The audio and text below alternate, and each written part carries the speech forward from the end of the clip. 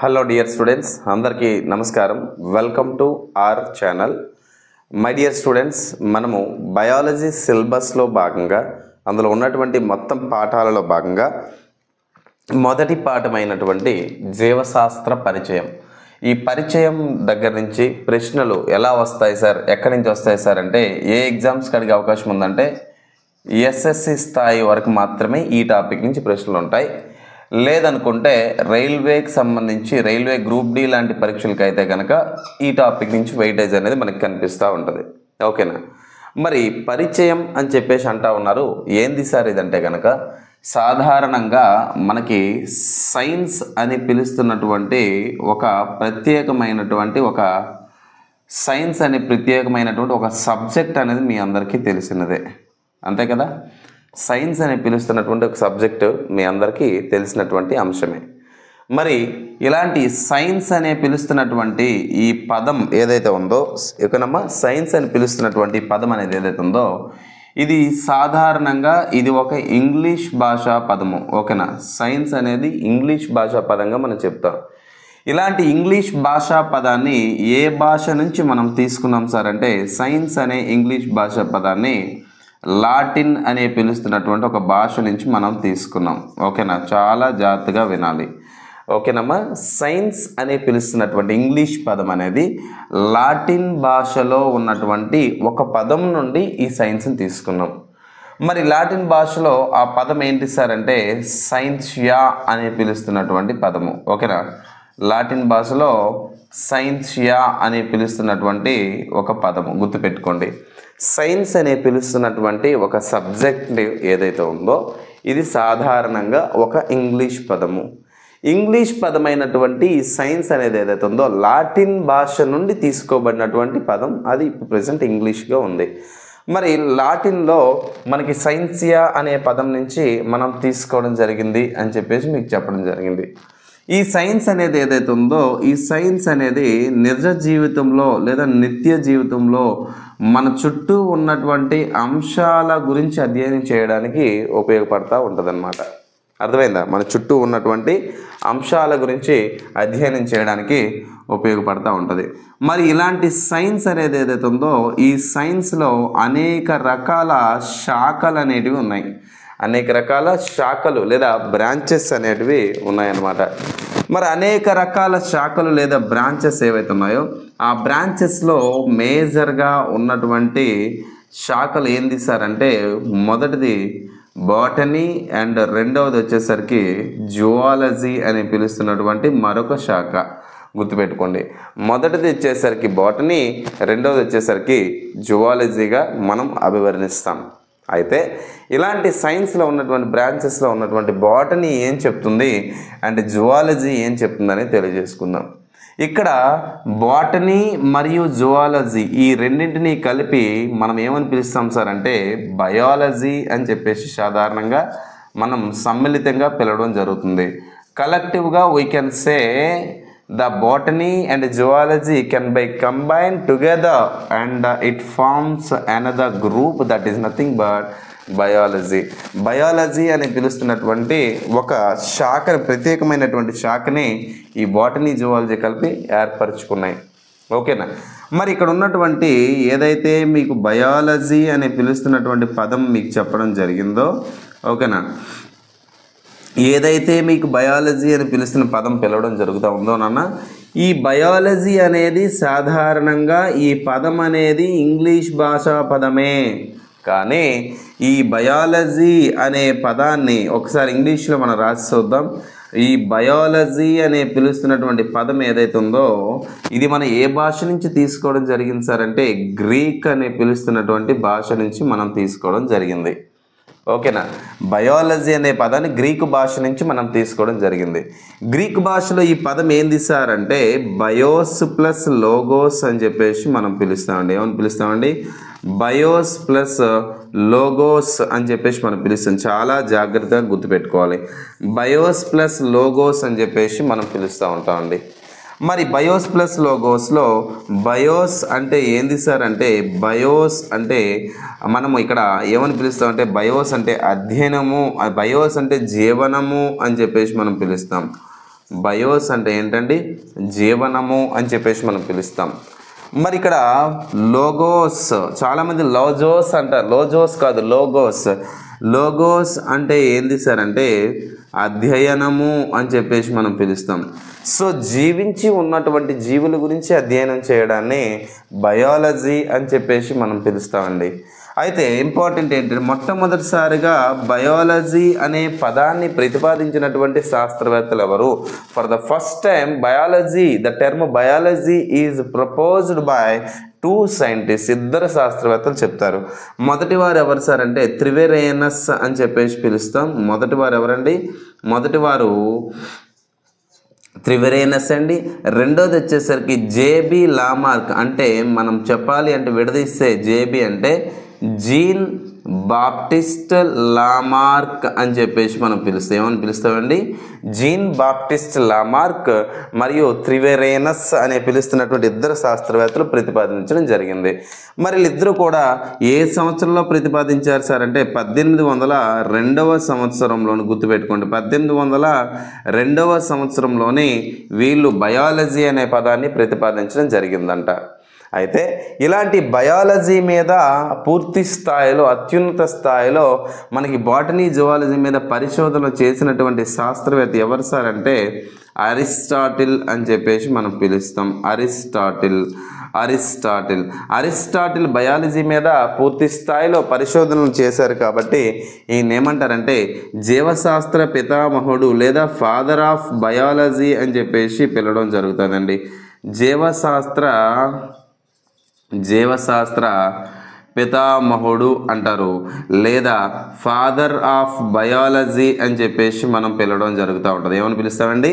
Father of biology అని చెప్పేసి పిలుస్తాం. జీవశాస్త్ర పితామహుడు అని చెప్పేసి మనం పిలవడం జరుగుతుంది ఇక్కడ ఉన్నటువంటి అరిస్టాటిల్ని. మరి అరిస్టాటిల్ ఫాదర్ ఆఫ్ బయాలజీ అన్నాం. మరి ఇందులో ఉన్నటువంటి బ్రాంచెస్ గురించి మనం మాట్లాడినప్పుడు మొదటిగా బాటనీ గురించి మాట్లాడదామండి. బాటనీ అంటే తెలుగులో ఏమని పిలుస్తారంటే వృక్ష శాస్త్రం అని చెప్పేసి మనం పిలుస్తాం. ఏమని పిలుస్తాం? బాటనీ అంటే తెలుగులో వృక్ష శాస్త్రాన్ని, ఇంగ్లీష్లో బాటనీ అని చెప్పేసి మనం పిలుస్తాం. మరి ఈ బాటనీ అనేది దేని గురించి మాట్లాడుతుంది సార్ అంటే ఈ బాటనీ అనేది వృక్షాల యొక్క అధ్యయనము. ఓకేనా? వృక్షాల యొక్క అధ్యయనము లేదా ఈ వృక్షాల యొక్క ధర్మాలు, వాటికి సంబంధించినటువంటి అంశాలను అధ్యయనం చేయడం జరుగుతూ ఉంది.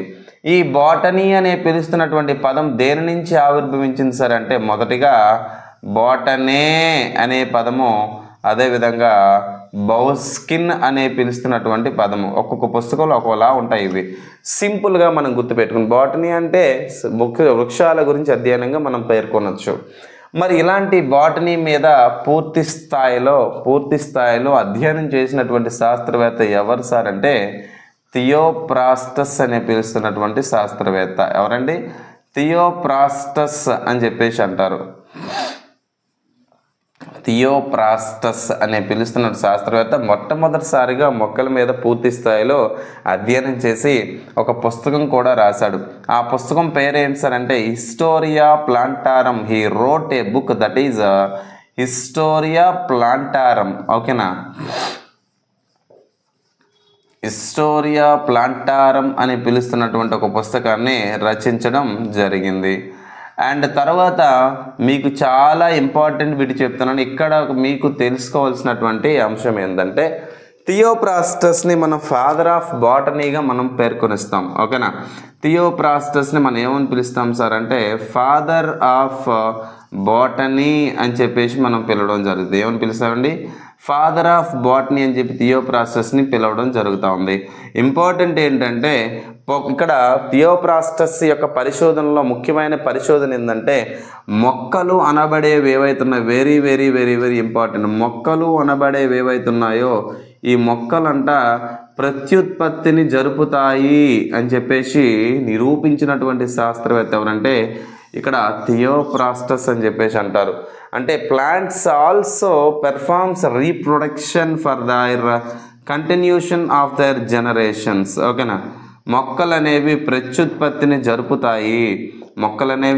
ప్రత్యుత్పత్తిని జరుపుతాయి అని చెప్పినటువంటి శాస్త్రవేత్త ఎవరంటే థియోఫ్రాస్టస్ అని చెప్పేసి మనం పిలుస్తాం.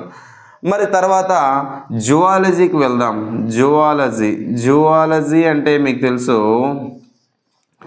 జంతు శాస్త్రం అని చెప్పేసి మనం పిలవడం జరుగుతూ ఉంది.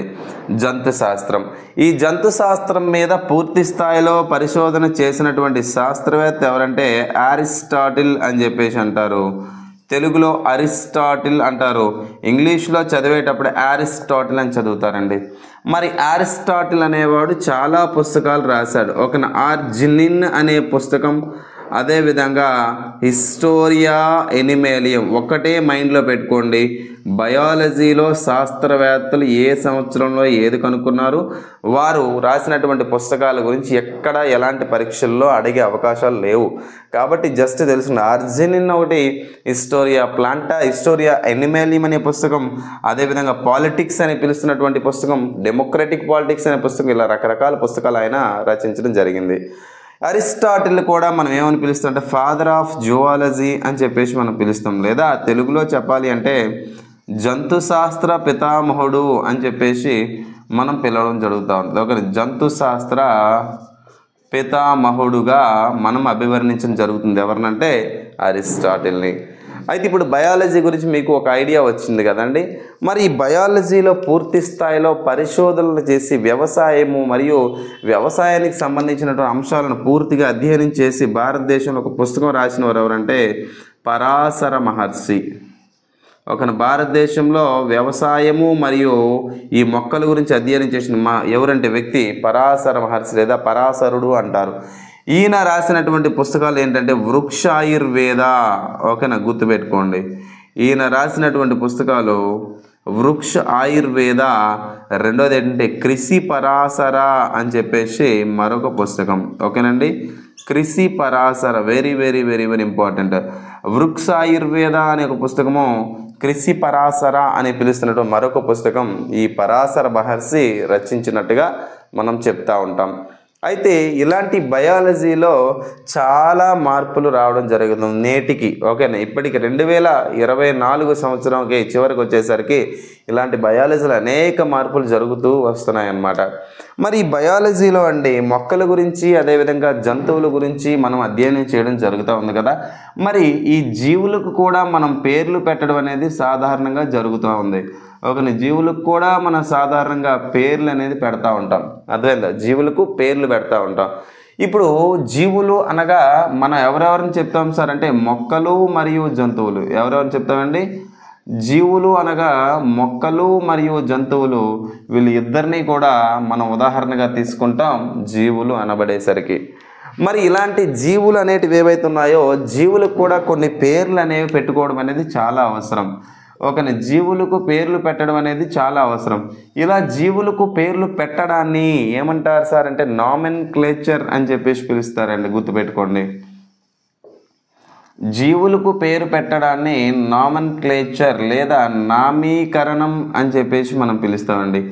జీవులకు పేరు పెట్టడాన్ని నామీకరణం అని చెప్పేసి మనం పిలుస్తూ ఉంటాం. దాన్ని ఇంగ్లీష్లో నామెన్క్లేచర్ అని చెప్పేసి పిలుస్తారండి. ఇంపార్టెంట్ అంశం ఏంటంటే మొక్కలకు పేరు పెట్టేటప్పుడు దేని యొక్క రూల్స్ ఫాలో అవుతారు సార్ అంటే ICBN యొక్క రూల్స్ ఫాలో అవుతారనమాట. International council for botanical nomenclature అని చెప్పేసి పిలుస్తారు. ఇది జస్ట్ మీరు తెలుసుకోండి అంతే.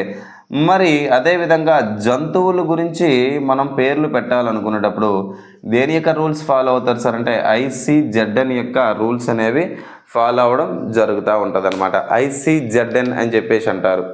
మరి ఇక్కడ సాధారణంగా జీవులకు పేర్లు పెట్టడం అని చెప్పేసి మనం నామెన్క్లేచర్ అని చెప్పాం కదండి. ఎప్పుడైనా గుర్తుపెట్టుకోండి, జీవులకు పేర్లు పెట్టేటప్పుడు 2 పదాలను ఉపయోగించి పేర్లు అనేవి పెట్టడం జరుగుతూ ఉంటుంది. జీవులకు పేరు పెట్టేటప్పుడు 2 టర్మ్స్ని మనం యూజ్ చేస్తాం, 2 పదాలని యూజ్ చేస్తాం అన్నమాట. అందులో మొదటిది ఏంది సార్ అంటే ప్రజాతి అనే పిలుస్తున్నటువంటి ఒక పదము, తర్వాత జాతి అనే పిలుస్తున్నటువంటి మరొక పదము. ఓకేనా, అందులో మొదటి దాన్ని ఏమంటారంటే జీనస్ నేమ్ అని చెప్పేసి అంటారు, లేదా దానికి ఇంకో పేరు ఏంటి సార్ అంటే జెనరిక్ నేమ్ అని చెప్పి పిలుస్తారు. మొదటిగా పెట్టేది జెనరిక్ నేమో, రెండోది ఏం పెడతారు సార్ అంటే స్పీస్ లేదా జాతి అని చెప్పేసి మనం పిలుస్తూ ఉంటాం. ఇలా ఏదైనా ఒక జీవికి మనం 2 పదాలను పెడతా ఉన్నాం. జాతి, ప్రజాతి మొదటిగా పెడుతున్నాము, తర్వాత జాతి అనేది రెండోదిగా పెడతా ఉన్నాము. ఇలా 1, 2గా మనం పెడతా ఉన్నాం కదండి. కాబట్టి ప్రజాతి, జాతి 2 పదాలని కలిపి పేరు పెట్టడాన్ని ఏమంటారంటే ద్వినామీకరణం అని చెప్పేసి మనం పిలుస్తూ ఉంటారు. లేదా in English we can say that is binomial nomenclature అని చెప్పేసి మనం పిలవడం జరుగుతూ ఉంటుంది. ఏమని పిలుస్తామండి? బైనామియల్ నామెన్క్లేచర్, ద్వినామీకరణము అని చెప్పేసి పిలుస్తూ ఉంటారు. ఈ ద్వినామీకరణాన్ని కనుక్కున్నటువంటి శాస్త్రవేత్త ఎవరు సార్ అంటే కరోలస్ లిన్నెయస్. ఓకేనా, కరోలస్ లిన్నెయస్ అనే పిలుస్తున్నటువంటి శాస్త్రవేత్త ఈ బైనామియల్ నామెన్క్లేచర్ లేదా ద్వినామీకరణని కనుక్కోవడం జరిగింది. మరి ఎప్పుడు కూడా శాస్త్రీయ నామం రాసినప్పుడు, ఇక్కడ ఉన్నటువంటి శాస్త్రీయ నామం నామీకరణం చేసినప్పుడు, శాస్త్రీయ నామం రాసినప్పుడు ఎప్పుడూ కూడా ఇటాలిక్ శైలిలోనే ఈ శాస్త్రీయ నామాలనే రాస్తారు. ఒకవేళ పేపర్ మీద రాస్తే కనుక ఆ శాస్త్రనామాలకి అండర్లైన్ చేస్తూ రాయడం జరుగుతూ ఉంటుంది. ఓకేనా. అదేవిధంగా జీనస్ ఎప్పుడూ కూడా గుర్తుపెట్టి, జీనస్ ఎప్పుడూ కూడా క్యాపిటల్ లెటర్ ఉండాలి. స్పీసెస్ నేమ్ ఎప్పుడు కూడా స్మాల్ లెటర్ అనేది మనకు కనిపిస్తూ ఉంటుంది అనమాట. అర్థమైంది? జీనస్ అండ్ స్పీసెస్ అని చెప్పేసి మనం పిలుస్తూ ఉంటాం. జీనస్ అండ్ స్పీసెస్ అంటారు. ఉదాహరణగా రాస్తే కనుక మనం ఏం తీసుకుందాం సార్ అంటే మాంజిఫెరా ఇండికా. ఇందులోకి వచ్చేసరికి శాస్త్రీయ నామంలో ఈ మాంజిఫెరా అనేది ఏంటి సార్ అంటే మాంజిఫెరా అనేది ప్రజాతి పదము, ఇండికా అనేది జాతి పదం. ఇలా 2 పదాలను కలిపి ఒక శాస్త్రీయ నామం పెట్టడాన్ని ద్వినామీకరణం లేదా మనం ఏమని పిలుస్తామంటే బైనామియల్ నామెన్క్లేచర్ అని చెప్పేసి మనం పిలవడం జరుగుతూ ఉంది. అలా కాకుండా 3 పదాలను పెట్టి శాస్త్రనామం రాయడాన్ని ఏమంటారంటే టాటోనమీ అని చెప్పేసి పిలవడం జరుగుతూ ఉంది. ఏమని పిలుస్తారండి? 3 పదాలని పేరు పెట్టి పిలవడాన్ని టాటోనమీ అని చెప్పేసి మనం పిలవడం జరుగుతూ ఉంది. చాలా చాలా చాలా చాలా ఇంపార్టెంట్ అనమాట. ఇది బయాలజీకి సంబంధించినటువంటి పరిచయం గురించి మీకు చెప్పడం జరిగింది. మరి ఈ ఏవైతే ఇట్లా క్లాసెస్ ఒక్కొక్కటి యాడ్ చేసుకుంటూ వస్తూ ఉన్నానో మీకు దీనికన్నా ముందు అడ్వాన్స్డ్గా పూర్తి స్థాయిలో నేను రాసినటువంటి మెటీరియల్ కావాలి అంటే కనుక మీరు బయాలజీ ఇట్స్ సింపుల్ నౌ అనే యాప్ని మీరు డౌన్లోడ్ చేసుకోవాలి. అది మన పర్సనల్ యాప్ అన్నమాట.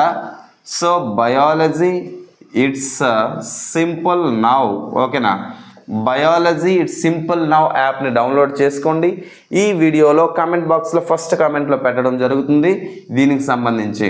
ఇక్కడ మీకు మెటీరియల్ కావాలంటే 100 రూపీస్ మీరు తీసుకొని పీడిఎఫ్ అనేది తీసుకోవచ్చు. ఓకేనా. పీడిఎఫ్ అనేది యాప్లో ఈ పీడిఎఫ్ అని పిలుస్తున్నట్టు ఒక టైల్లో కనిపిస్తుంది. దాన్ని మీరు ప్రస్తుతానికైతే ఇన్ ఫ్యూచర్లో అయితే లాక్ చేస్తాం, ఆన్లైన్ అవుతుంది. మీకు ఆల్రెడీ చెప్పడం జరిగింది 100 మందికి మాత్రమే నేను ఆఫ్లైన్ జిరాక్స్ అవకాశం ఇస్తా అన్నా. సో ఆఖరి అవకాశం, తర్వాత దీన్ని లాక్ చేసి ఆన్లైన్ చేయబోతా ఉన్నా. అదేవిధంగా క్లాసెస్ కావాలన్నా కానీ 100 రూపాయలతోనే మీరు నా క్లాసెస్ ఇలాంటి క్లాసెస్ వినొచ్చు. ప్రజెంట్ అయితే ఇది ఫస్ట్ క్లాసు. ఇంకా మీకు అడిగిన విధంగా 30 రోజుల నుంచి 40 రోజులు సమయం ఇస్తే రోజు క్లాసెస్ మీకు యాడ్ చేసుకుంటూ వస్తాను అని చెప్పడం జరిగింది. అదేవిధంగా యాడ్ చేసుకుంటూ వస్తున్నా. ఓపిక ఉంటే మీకు ఇష్టమైతే అంత వెయిట్ చేసేదాకా రోజుకో టాపిక్ వింటామంటే పర్చేస్ చేయండి. లేదు సార్ అంటే నా మెటీరియల్ కొనుక్కోండి. ఏదైతే మెటీరియల్ ఉందో అదే మెటీరియల్ మొత్తం ఇక్కడ ఉన్నటువంటి క్లాస్. ఓకేనా. Right. Thanks for watching this video. Thank you very much. Have a nice day. Thank you all.